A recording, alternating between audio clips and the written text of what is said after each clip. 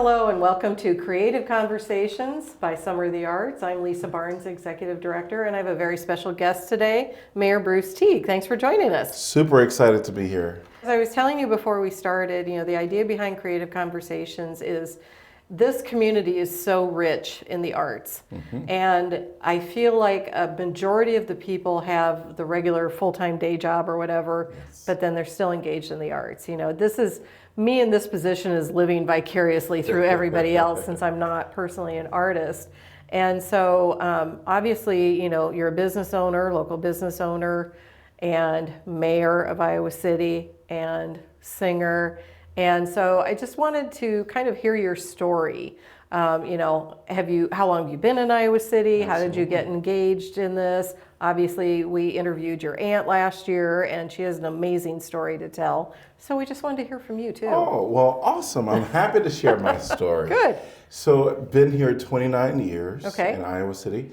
Came here, went to West High, got in the choir there Nice. immediately because it's kind of what I was used to. I grew up. Show choir or regular choir? It was a regular choir. Okay. Not the show choir. Okay. But it was what I was used to. Yeah. Just singing in a choir, a little bit of, solo performance. And coming into Iowa City, immediately I saw that there were things to do. Even though I thought, with all the corn, driving into the state, there wouldn't be a lot to do. But there is great talent here. Yes. And back in the day, as many people will call it, I came here in 1993, and the green room was still happening, and people were getting up, signing up for these. It was open mic slots, wasn't it? Yeah. And so I did that. Awesome. And then that's when I actually started the Bruce Teague band. Okay. Back in the day, and there was a few people that would be a part of the band. Here and there, we would even have Bill Peterson every now and then Great. play piano, and some other people that are still around. So that's kind of how I got into the music scene here, is through the green room. And then, of course, some of the arts, who's been around for a while, would have a lot of performers come. Yep. And so I got involved in being in the audience a lot initially and just dancing around and enjoying it. Right. Yeah, it's a little bit different when you're up on stage. It is different when you're up on stage, but as you mentioned, I do own a business as Caring Hands and More, and so we serve elderly and people with disabilities. And I can tell you that our staff absolutely loves when individuals want to go to anything that the Summer of the Arts have planned, because they're guaranteed, one, to be outdoors for the most part, as well as a good time of listening to live music, mainly from local artists. Yes, that's a big part of what we do, obviously, is building community through the arts. Yes. So you went to school at Iowa, right? Yeah, then I went to West High, and then I went to Kirkwood, and then University of Iowa. So how did you end up, because your studies, you were actually an RN, is that correct, before you started the business? Yeah, so I went to, I got my psychology degree from the University of Iowa, and then my RN degree from Kirkwood, and then, so that's kind of how I got into the medical world. Okay. Yeah. So it's interesting to me, as I was doing a little more research, and I've known you for a while too, obviously, but I knew about Caring Hands and More, and I've learned more about your business recently, but in looking at your background and your upbringing, and then for you to kind of go the medical route, and then obviously the community route, and becoming a council member, and then ultimately mayor, and I'm curious to know how you decided to take those routes. So when I was 11 years old, my grandmother lived with us. We called her Big Mama. Okay. So she moved with us. She had 12 daughters. And so our house was the happening house. But as, people are busy, right? And so Friday nights would come around, and Grandma didn't want to go out, you know. And so someone had to stay at home with her. So I would always volunteer, because I knew that I'm going to get a grilled cheese sandwich with some sugar on it. There you go. The best, baked cakes, and so I always, stay Love with that her. time. It's still on me, many years later. But So that's how I actually start to really have a love for elderly people. And so then when I came to Iowa City, I started working at Iowa City Rehab, then Oak Knoll, then Iowa City Hospice. So my love just grew. And so that was definitely my passion to help people. And of course, I started my business, and that's all caring for other people. And when I raised my hand up to be on city council, I actually see it as a way of caring for our community. Yeah. And so that's what I'm just a caregiver, and I even see the role of being counselor and even mayor as caring for the community. There's, the counselors, my fellow counselors, they have thoughts of how they want to have they have thoughts about what the direction they want the city to go in. And I feel like I'm a good person to listen and to try to cultivate some of their hopes and their dreams. And so I'm just a caregiver is how I see myself. And what a privilege to be able to work with, all these amazing people on council that are shaping the future of this community. I love saying that I'm one of those people that I came here to college more than 30 years ago and stayed because I fell in love with Iowa City. And I'm originally from Des Moines. And I remember, after I'd been here for a long time, my mom was living in Florida, and she'd come visit, and she fell in love with Iowa City. And she's like, after she retired, she moved here and spent the last 20 years of her life in Iowa City and absolutely loved it. And I personally feel like a big part of that is because there is so much going on. It is all the so time. much happening in Iowa City. My mom also lives here. My parents actually lived here. My dad passed away in 2016, but it took him about a year to totally transition here. From Chicago? From Chicago. Okay.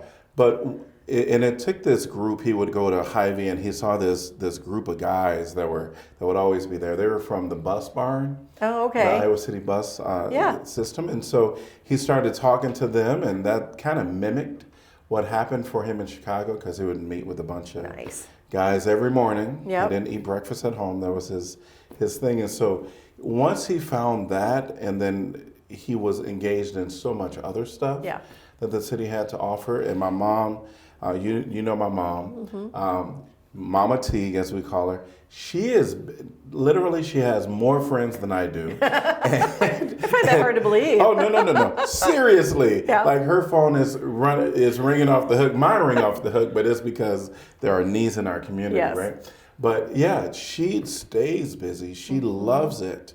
And she's also a musician. She plays piano and she sings. Yeah. And so she absolutely loves Iowa City. Yeah. And I think for many people, they come here and they think, this is a quiet town. It is quiet. I appreciate the silence. Yep.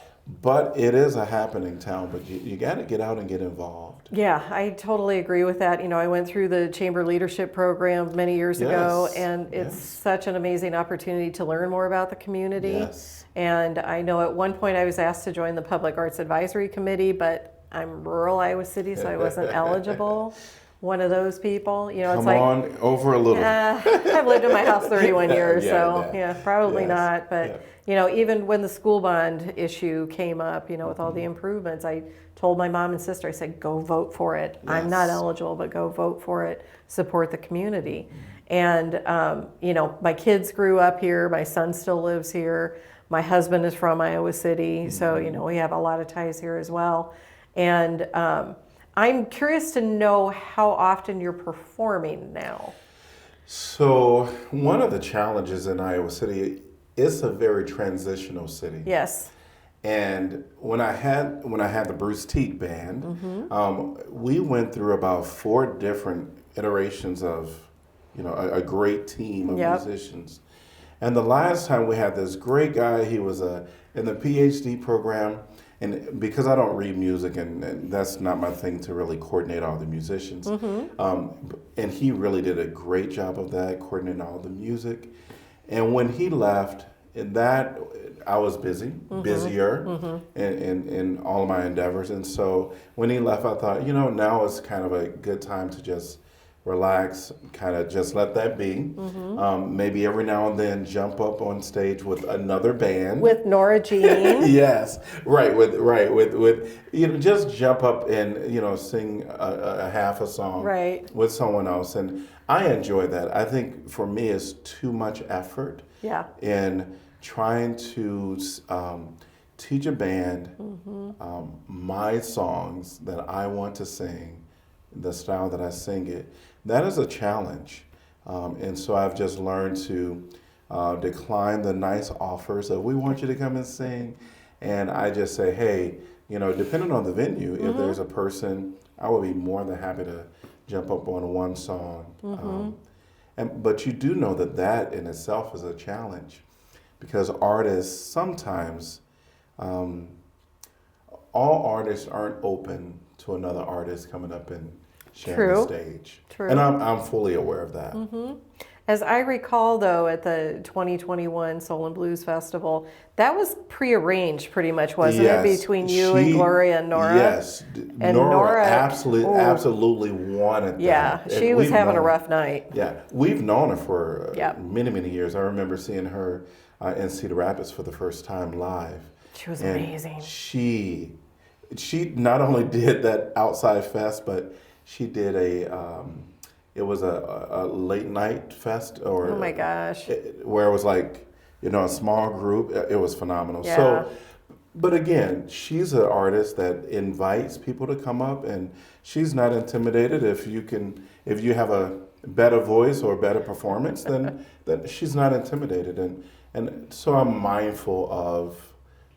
There are artists out there that don't appreciate that. Yeah. I'm not that. I wasn't that artist. Yeah. Anybody want to, I always had an opportunity to engage audiences, audience participation. And I would always be like, oh my God, you can sing. Right. Right? I'm like, oh, but I'm not going to let you sing too long. No. I would let people sing. No, you always find someone out there that really can sing. And I think it just brings more to the night and more to the atmosphere of just being happy and free. And I was just thinking, it's the joy. It's the joy that it brings. So do you sing at church? So every now, I have not. I've been at my church for about 5 years. Okay. And I have chosen to just be present and just because I need a place to go where I get filled up. Yes. And because you are. And not on stage. Yeah, and supporting everyone else too. And so that I've kind of protected that, and I've told my pastors, like, I just want to go and just receive. Understandable. Yeah. So, and your brother has a band though, right, in Chicago? Yes. He is always performing. He has a great voice, as you know. Yep. He's a crowd pleaser. Yeah. Yeah. And he likes to. He's also one that likes to invite people up on stage. Whenever I go and hear him, I get to sing. Yep. It's expected, that he and I will sing at least one song. So it's fun. And my mom sings. Yep. And so it's kind of a family affair when we get together. I think I saw your mom one of the earlier years of the Soul Festival. I think she might have sang. Yes. Well, remember we did a lot of the Sunday brunches. Yes. And that was That's what fun. I'm thinking of. Yeah, Yes. when we used to do the gospel brunches. Yes. That was so much fun. So what do you each year, obviously being involved with city council, you've got a lot of work to do always. Yes. Is there any one thing that really stands out to you as far as Iowa City and just being engaged that we need to work on, that, maybe our community can do a better job at?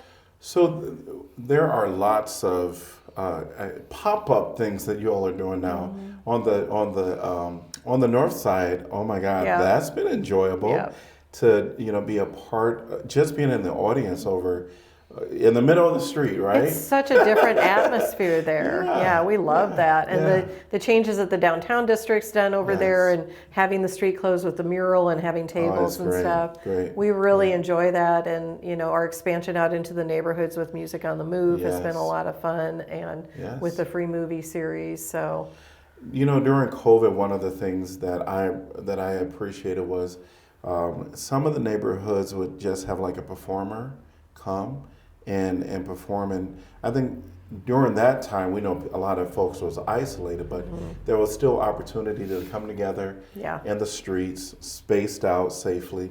And so one thing that I appreciate is there's a variety of artists.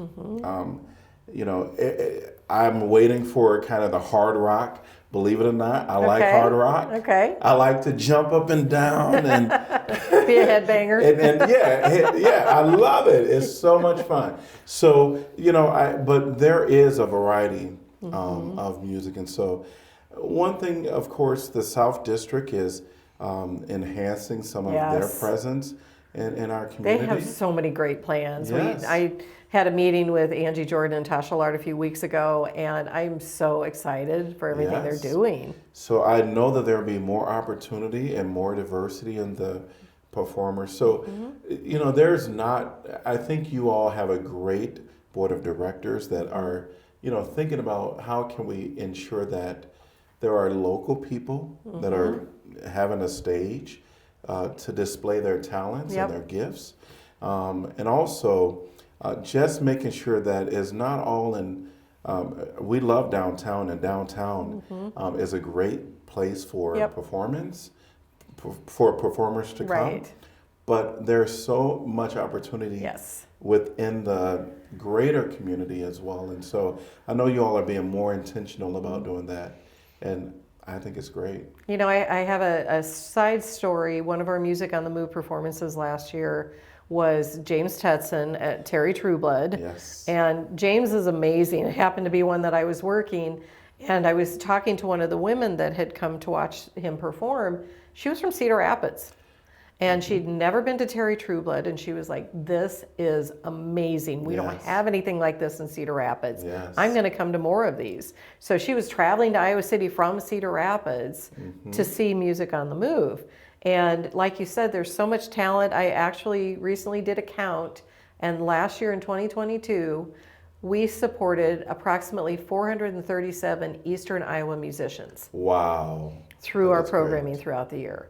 And that's something we're very proud of. You know, the focus of the Friday Night Concert Series and Northside Concert Series is primarily Eastern Iowa performers, which is typically Cedar Rapids, Iowa City, Quad Cities, so fairly small area.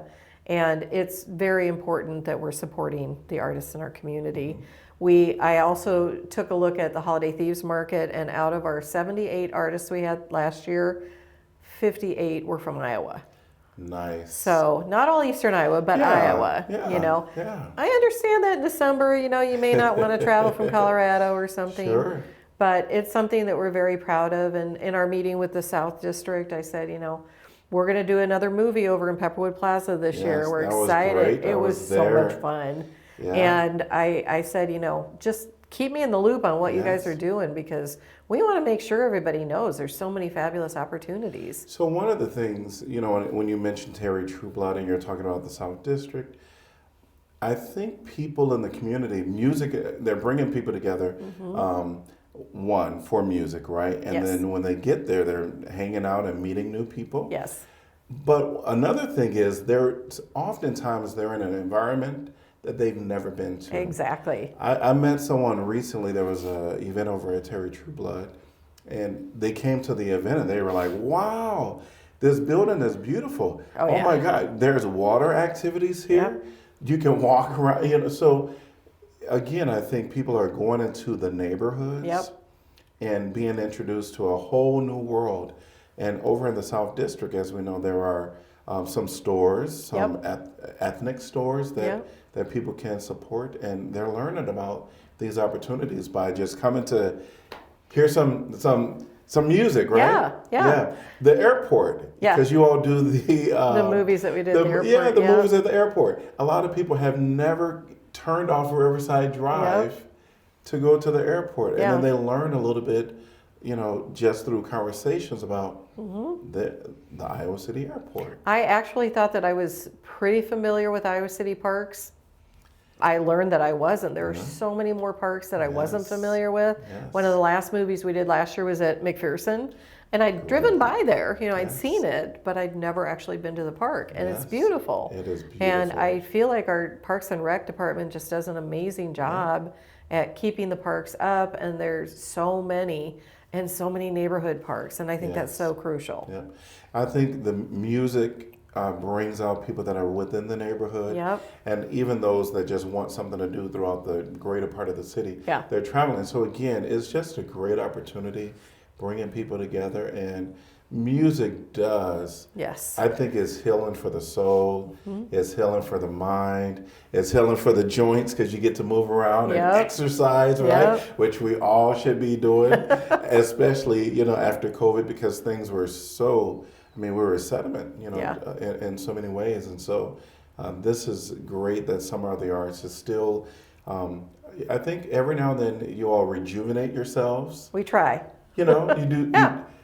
You're Pivot. doing new. Yeah, you're pivoting. Yep. Right. You're trying a different avenue, and I think that's what makes Some of the Arts continue to be a great resource within our community. Thank you. I know in 2020, I have a good friend who loves all of our events, longtime volunteer, and she contacted me and she's like, is there any opportunities to see live music?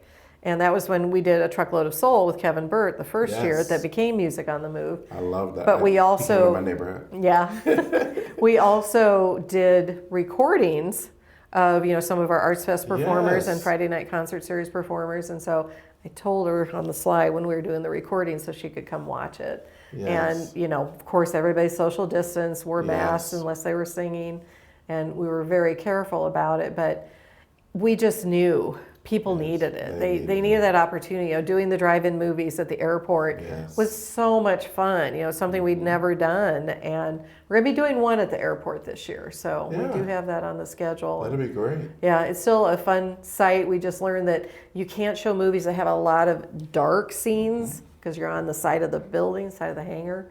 But yeah, we're always looking at ways to, change things up. This year we're celebrating the 40th anniversary of the Arts Fest and 30th anniversary of Friday Night Concert Series. So 2 big anniversaries to celebrate. And we appreciate you and everything you do for the community. And always happy to be a part, right? Good. Yeah. We appreciate that. Well, thank you so much for joining us today. Thank you. Always great to catch up. Yes. And looking forward to our next creative conversation. Absolutely. And I will see you on the stage at some point. Yes, definitely. Thank you. Great. Thank you.